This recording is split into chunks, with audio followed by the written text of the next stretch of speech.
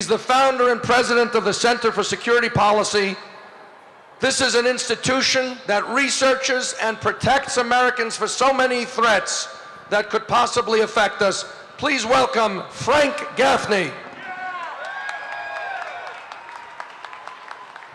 Thank you. Thank you for being here in our, I believe, third hour of this event. God bless you all, and God bless our country.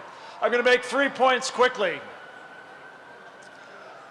The President came to office pledging that he would fundamentally transform America. Do you remember that? I think we can all agree he's doing it.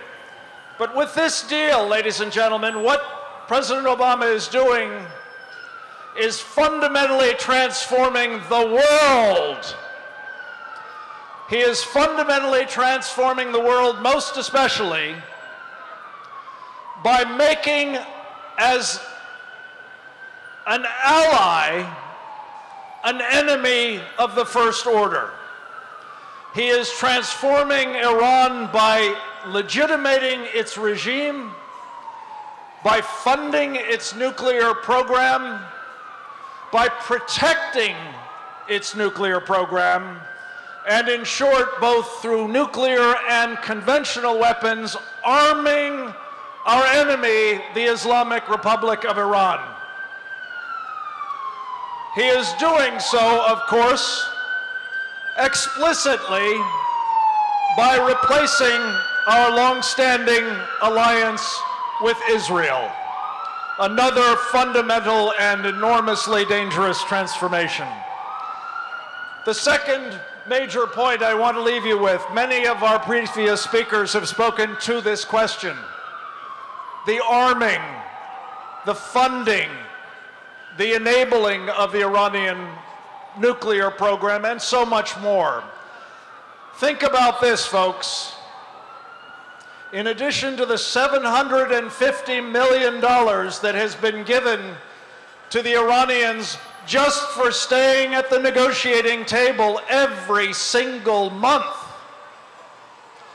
the President is, as you've heard, giving them another $150 billion. On top of that, it's estimated that the value of the business investments and the sale of oil will translate into $600 billion. But just to give you a sense of what the $150 billion all by itself would represent, the equivalent in our much larger economy would be a windfall of $8 trillion. $8 trillion.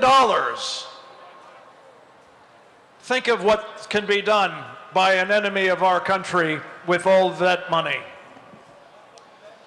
Finally, what you need to know, ladies and gentlemen, is all of this talk about the Iranians posing a threat not just to Israel, not just to our other friends such as they are and allies such as they are in the Middle East or in Europe, but to the United States of America. Let me give you just one very important fact.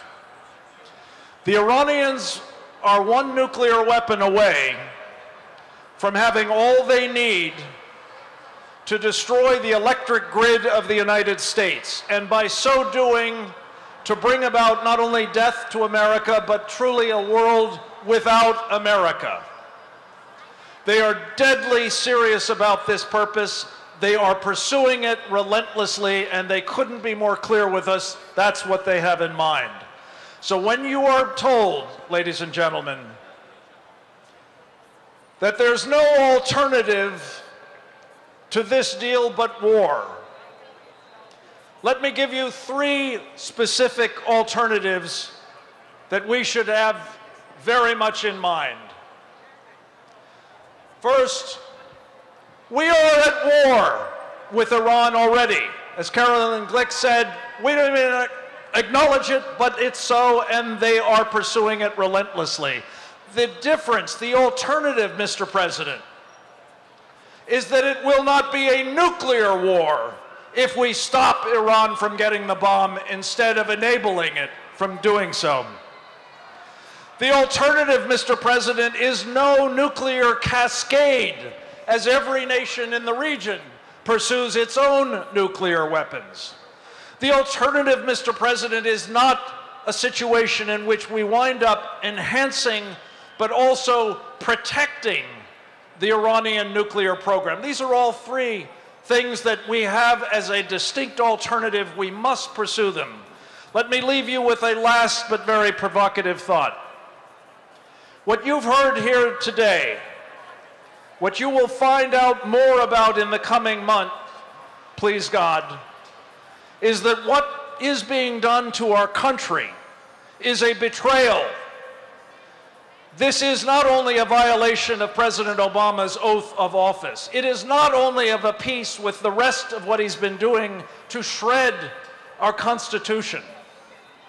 It is, ladies and gentlemen, treason. Treason! It must not stand. We must kill this deal. God bless you. Help us do it. Thank you. Thank you, Frank.